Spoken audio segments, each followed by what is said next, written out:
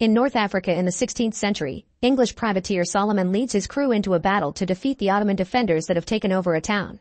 A fierce battle happens on the streets and Solomon shows off his great fighting skills, killing enemies without mercy. Eventually they make it to the castle and the defenders immediately close the door, trying to leave them out. However, Solomon's team immediately blows up the entrance. As flames spread through the corridors, Solomon stares at the bodies until he finds a soldier still alive and threatens him until the man confesses the location of the throne room. Before leaving, Solomon shoots him dead. The group moves into the throne room and finds a bunch of mirrors around. As the men start moving inside, demons come out of the glass to attack and kidnap some of the warriors, taking them into the mirrors. The crew is terrified, but Solomon wants them to keep going, and when a guy tries to run away, Solomon shoots him. At that moment a door opens at the back, revealing the throne. Solomon goes in only for the door to close behind him, leaving his crew outside. Then he starts hearing a weird noise but ignores it to grab the treasure. Nearby the body of the king starts freezing up and Solomon checks on his breath, confirming the temperature has gone down. As a chill takes over the room, a bunch of shadows begin coming out of the statues, surrounding Solomon. Suddenly the shadows gather at the throne and reveal a demon known as the Devil's Reaper, who hits Solomon with his power to make him fall. The Reaper explains that he came to take Solomon's soul because he had a life full of murder and greed, hitting Solomon again for talking back to him before summoning a fiery sword. Then the Reaper tries to slash Solomon, who stops the blade with his own swords and announces he isn't ready for hell. Solomon dodges the Reaper's attacks in quick succession and jumps through the window to escape. 1 year later in England, Solomon is living in a monastery. He's renounced violence and donated his wealth to the church as part of cleansing his soul to find redemption and avoid hell. Solomon's also covered his room with creepy notes and gotten a bunch of tattoos that protect him from demon attacks. One afternoon, a priest explains that since Solomon moved in, he could feel a shadow growing over them, and last night a prophetic dream told him Solomon must leave the monastery. A devastated Solomon makes his way out, not knowing where to go. Solomon begins wandering aimlessly and crosses the countryside during winter, seeing many things like plague doctors burning down contagious people and local townspeople hung in rows as punishment. One day, a cart carrying the Crowthorne family passes by and offers him a ride, but Solomon turns it down. Later that day, Solomon stops to rest and hears some whispering. Suddenly he's captured from behind by a man with a knife.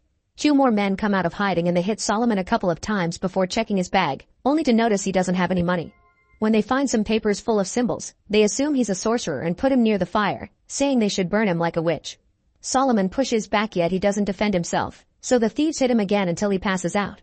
Then a flashback reveals that Solomon grew up as the child of an important lord. However, because he was the second son, his father wanted him to become a priest while his brother Marcus took over the lands. Solomon refused to become a priest and ran away from home, so his father disinherited him.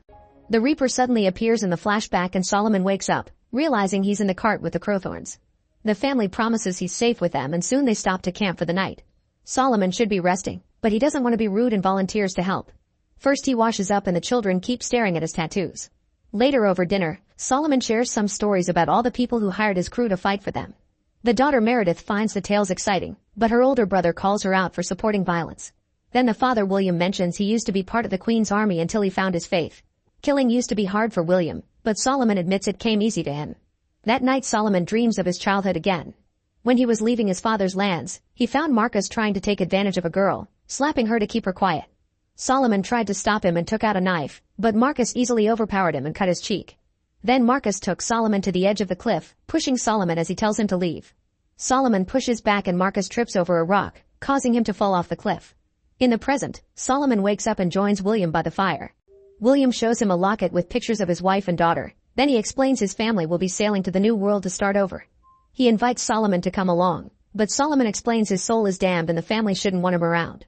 For the next few days, Solomon continues to travel with the Crowthorns and Meredith makes some new clothes for him.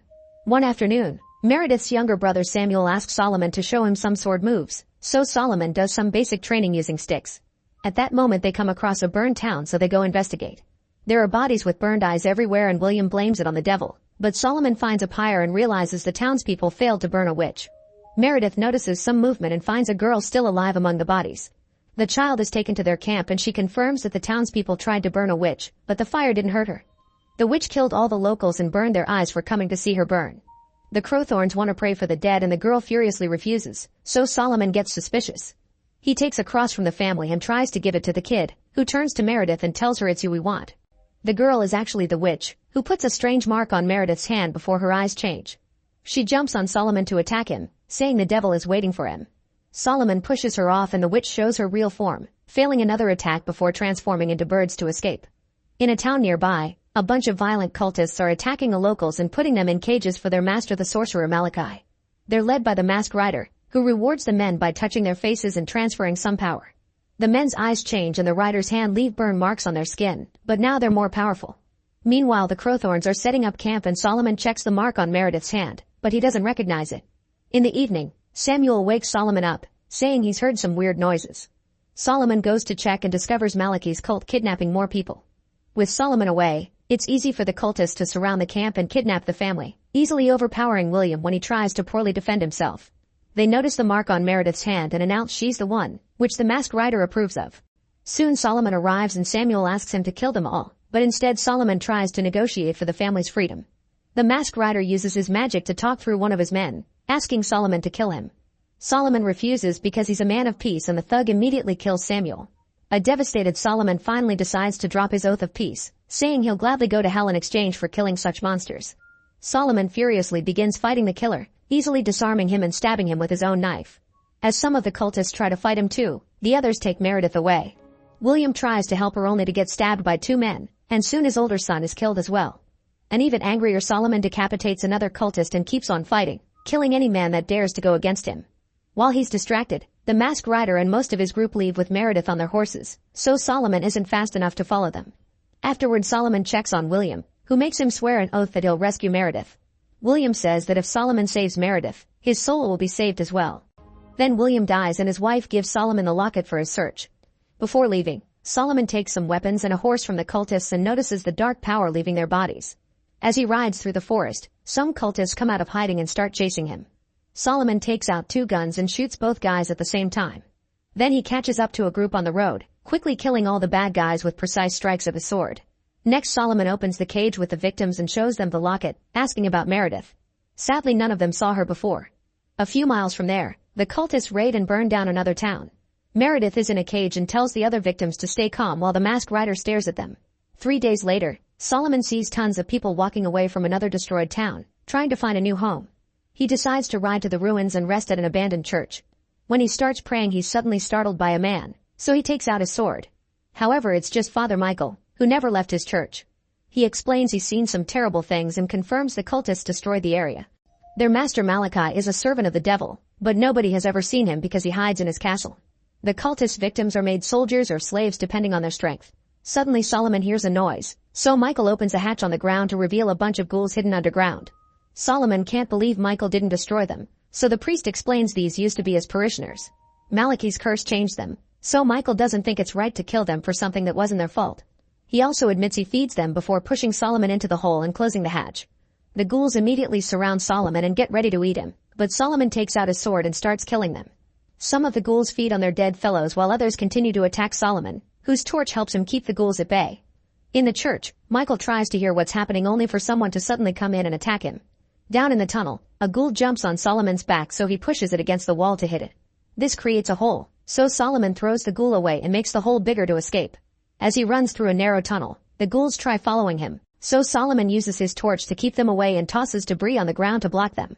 When he's about to get to the exit, a ghoul tries attacking him, but Solomon kills him in seconds. 2 more ghouls show up and start chasing him, so Solomon runs to the exit and breaks the wood to come out to the surface. The ghouls try following him, but the light burns them, so they rush back inside. Then Solomon is surrounded by the thieves from before, who drop Michael's head. All 3 of them have agreed to work for Malachi and now they hold power too. However, they still don't know how to use it, and it's very easy for Solomon to fight them, bringing them down one by one in just a matter of minutes. Then he threatens to throw one of them to the ghouls while showing him the picture of Meredith, demanding to know where she is. The thief says the girl is dead and Solomon freaks out, hitting the guy before letting the ghouls take him.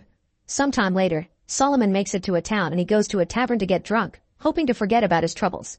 At that moment he's approached by some members of his old crew, who want Solomon to be their captain again. However, Solomon refuses because he has nothing to fight for. Later in the middle of the night, a group of men surprises Solomon while he's asleep and capture him. The next morning, 2 guys are crucified for defying Malachi while the masked rider watches. Soon Solomon is brought over too, and the rider orders his men to crucify him as well. Unlike the other guys, Solomon doesn't scream, thinking he's earned it. Once Solomon passes out, the masked rider rides away with his group. At the back of the caravan they bring the slave cages, which include Meredith alive and well. She sees Solomon on the cross and starts yelling his name, causing him to wake up and discover she's fine. A desperate Solomon begins pulling his hands from the nails and unties the rope, so he falls to the ground. The cultists surround him and get ready to kill, only for Solomon's old crew to show up and fight them instead, defeating them in seconds. In the evening, Solomon wakes up on a bed in a hideout, where a healer is taking care of his injuries. Solomon tells her to leave him alone before he removes the bandage and notices the scars left by the nails. After confirming he can still use his hands, Solomon starts packing to leave and a crew member tells him he should wait until he's fully healed. Solomon reacts violently so the others stop him, explaining that they're willing to fight with Solomon to defeat Malachi. Over dinner, the group shares more of Malachi's background. He used to be a priest and a healer, but he sold his soul to the devil for power. The masked rider follows Malachi's orders and rumors say he has no face under the mask. Solomon points out they must kill Ryder first to leave Malachi vulnerable and the group tells him the enemy's base is Exmouth Castle, which shocks Solomon because that's where he grew up. The crew informs him the lord of the castle died, so Solomon becomes even hungrier for revenge and orders everyone to get ready. Sometime later, Solomon and the crew sneak into the castle's ground through a hidden tunnel that Solomon remembered from his childhood. The witch from before appears on a balcony and throws the skull at the same time that Solomon throws his sword, killing her. The skull shatters on the ground as an alarm and tons of cultists come out to start a fight. As men begin to die all over the place, the masked rider also comes out and starts killing the crew one by one. Solomon rushes to stop his attack and tells his men to run and hide since they can't win this. As the crew gets away, Solomon fights the rider, who soon pushes Solomon back and he uses the chance to hide behind a door, locking it so he can't be followed. Afterward Solomon sneaks through the corridors, hiding whenever the cultists pass by. Eventually he makes it to the dungeon and when he's about to free the slaves, a cultist appears behind him. Solomon kills pretty quickly and then uses his keys to open all the cells. Unfortunately Meredith isn't among the prisoners. One man is left behind and when Solomon checks on him, he's shocked to discover it's his father. A desperate Solomon struggles with the chains, but his father explains they can't be broken because they were made with dark magic. Solomon finally apologizes for Marcus' death, but his father reveals Marcus never died. The boy had survived the fall but he was terribly wounded and wouldn't wake up. Doctors and priests didn't know what to do, so the father hired a sorcerer. Marcus woke up but he was taken over by the darkness. He also only obeyed the sorcerer's orders. The wounds on his face were so bad that he started wearing a mask. It turns out Marcus is the masked rider and the sorcerer that brought him back had been Malachi, who took all the Lord's money as payment. The father feels extremely guilty about this so he takes Solomon's gun and asks for an end. Crying, Malachi shoots his father to free him from his pain. In another tunnel, the crew is holding back the cultists with fire and crossbows, but they won't be able to stand for much longer. Solomon soon arrives and after killing an enemy, he asks the crew to buy him just a few more moments to put an end to this. Next he goes to the throne room and pounds on the closed door. At that moment a bunch of cultists appear behind him, but before they can fight, the doors open. Solomon immediately goes inside and sees Meredith in a cage, who warns him this is a trap. On the throne, Malachi insults Solomon before using magic to disappear. Solomon decides to free Meredith, who again says this is a trap and that they marked her to make him come back to this castle. Suddenly the masked rider stabs Solomon in the shoulder and throws him on the ground before starting a fight. Solomon refuses to fight his own brother and tries using his words to make him see reason, but Marcus keeps on attacking so Solomon has to defend himself.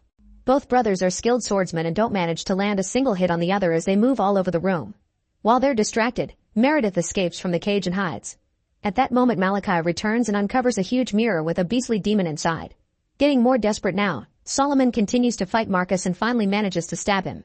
When Marcus grabs him by his neck, Solomon removes the mask to reveal the awful face, causing Marcus to drop him.